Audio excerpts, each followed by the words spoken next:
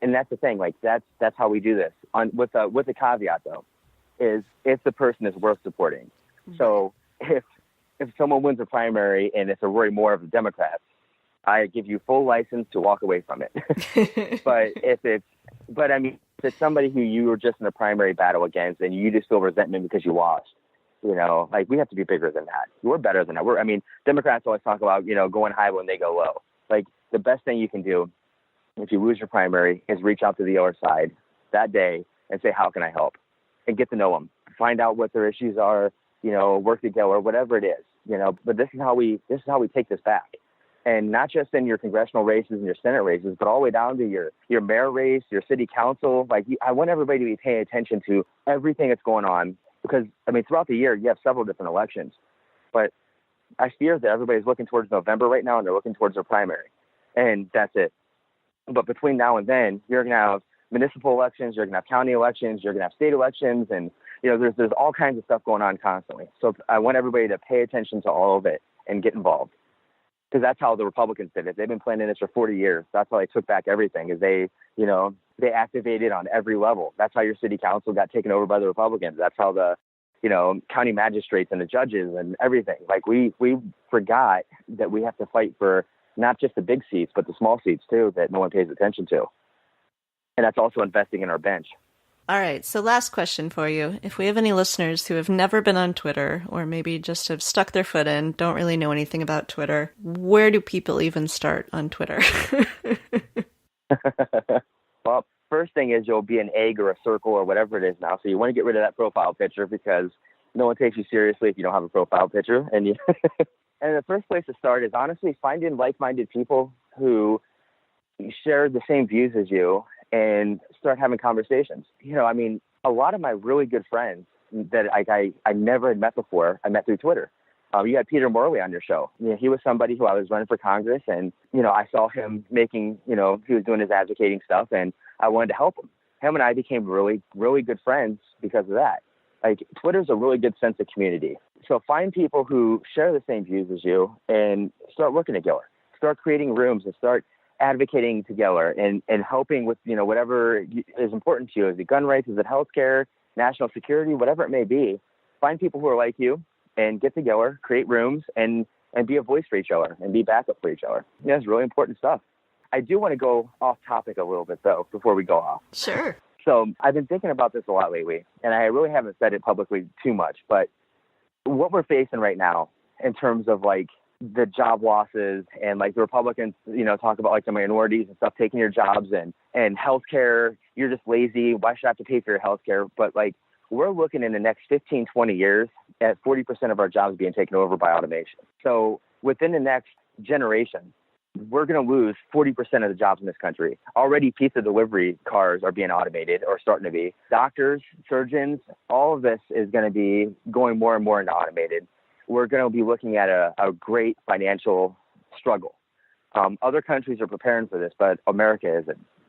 So for the leaders out there who are talking about the jobs of tomorrow and they're talking about what we're facing, we have to also be talking about automation and how to prepare for that. Because while the Republicans are saying you're just lazy and you won't get a job, in 15 years, 40% of our workforce is going to be gone. So who's lazy then? There's not going to be anything available. It's going to be cheaper for a company to have that. And if we keep going at the trend we're going at right now, there's going to be two classes of people, the uber rich and the uber poor. And we have to start talking about, different ways to combat this kind of stuff. And the politicians that really draw me in personally are the ones who get that they understand that like we're facing something way bigger than the argument we're having right now.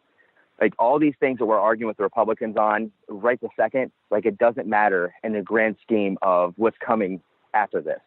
Of course, like they're trying to take away women's rights. They're trying to, to attack LGBTQ. Like those are issues we have to fight every single day. Healthcare, we have to be on the front line.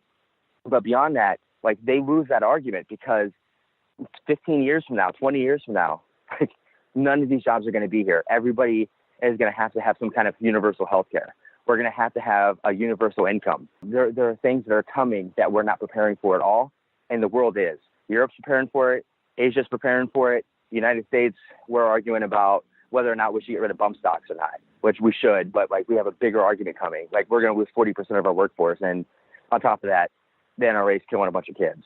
So like we have so much we have to do. The politicians that are out there who are speaking to not just the issues of right now, but the issues of tomorrow are the ones that I really get excited about, because if they get it, and that makes me feel a lot better about our future for our kids. Yeah. And for those of us with young kids, this is not just sort of a theoretical future. It's, what are our kids going to be doing when they graduate from college? This is happening now. That's already starting. With surgeons, like laser surgery and like what's happening with that, driverless cars, automation for factories, like all of this stuff is already beginning. Like this isn't something that's like, this is a dystopian future that David is bringing up. I mean, this actually is happening right now. It's just going to get more and more and more. By, 20 years from now, 40% to 50% of the workforce is going to be gone. And we have to start thinking about leaders who not only protect our rights to live and to be, human beings and to, be healthy, but we also have to think about leaders who are going to push us forward and take us to the next step of where we're supposed to be in the world order.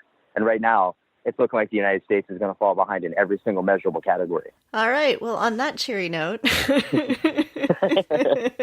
So a cheery note, let's end it on, like, the resistance is doing what they're supposed to do. We're going to win in 2018. We got the House. We got the Senate. We're going to really get fired up. Everybody's going to register their friends, and we're going to win this thing. Yeah, that's cheery note.